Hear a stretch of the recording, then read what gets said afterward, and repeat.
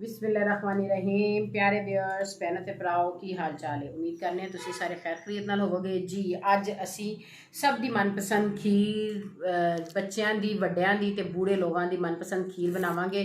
ठीक है, साबूदाने की खीर तो उन्होंने थोड़ा जिन्ना असी बेहतरीन बनाने वास्ते, अच्छा बनाने वास्ते उहदे विच असी शामिल करांगे जी असी फुल मखाने।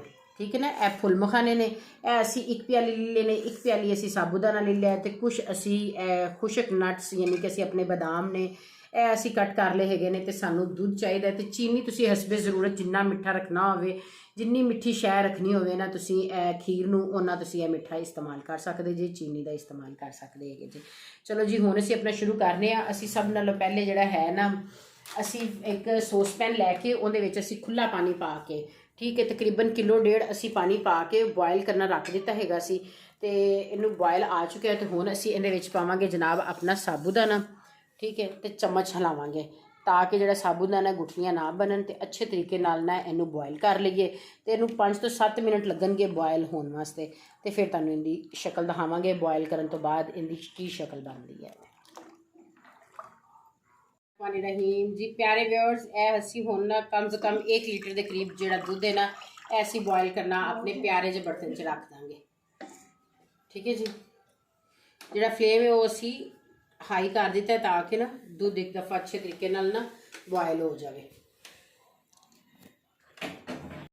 बिस्मिल्लाहिर्रहमानिर्रहीम। प्यारे व्यूअर्स जी, असी दूध बॉयल करना रख दिता सी। इहदे विच असी हाफ चम्मच जिहड़ा हाफ कप जिहड़ा है ना चीनी पा दी सी, ते 2 तो 3 इलायची जिहड़ियां है ने उबलदे दुध दे विच असी पावांगे खुशबू वास्ते। ठीक है, तो साबूदाना जिहड़ा है वे वो असी अलहदा तो बॉयल किया सी, ते तुसी वेख सकदे जे किवें ट्रांसपेरेंट हो गया। ठीक है जी, ए असी पा के इहदे विच चम्मच हिलावांगे ताकि ना साबूदाने दी ना गुठलियां ना बनन।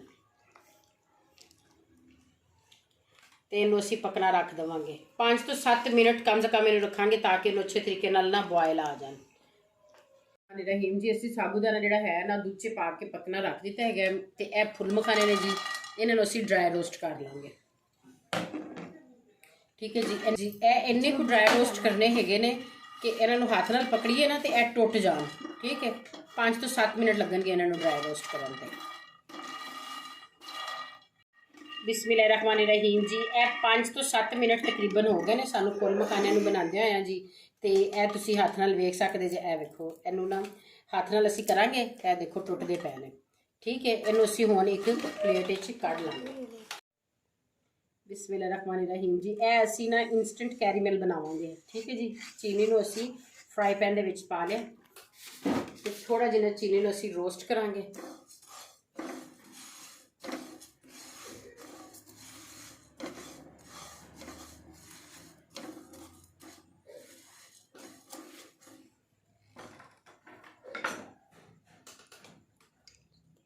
दो चम्मच असी पानी दे पावांगे। ठीक है जी, 2 चम्मच तीसरा चम्मच, 3 चम्मच असी पानी दे पाए ने। ते चीनी नूं असी कैरमलाइज कर लांगे। यह बेहतरीन अज की जिहड़ी खीर बना रहे हैं ना, यह बेहतरीन सोर्स है हड्डियां वास्ते, बच्चों वास्ते, ते जोड़ां दे दर्द वास्ते। यह तुसी वड्डियां नूं भी बना के दे सकदे जे।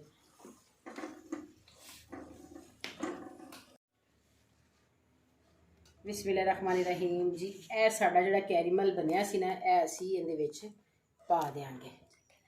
ठीक है जी, यह देख सकते जी तुसी किन्ने अच्छे तरीके नाल साडा साबूदाना ना। ठीक है, साडा कैरीमल थोड़ा जिन्ना वाइट कलर का बनिया सी। कोशिश करना ताडा कैरीमल जिहड़ा है ना वो हल्के ब्राउन जे कलर का बने। ठीक है, इहदे विच असी हुण पावांगे फुल मखाने जिहड़े असी ड्राई रोस्ट कीते सन, ते 2-3 उबाले ना फुल मखाने नूं विच आन देंगे। लो जी,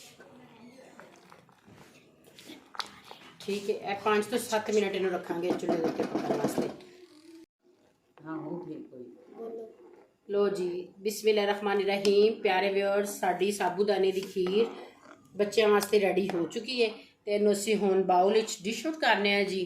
तो उस तो बाद तुहानूं इहदी ना लुक दिखाने कितनी प्यारी लगती है। प्यारे व्यूअर्स, हमारी जो है खीर जो है वो तैयार हो गई है साबूदाने की, और इसके ऊपर हमने जो बादामों की है ना वो गार्निश की है। अगर आपको मेरी वीडियो अच्छी लगी हो, इसको लाइक शेयर सब्सक्राइब ज़रूर किया करें। अपना और अपने प्यारों का ख्याल रखें।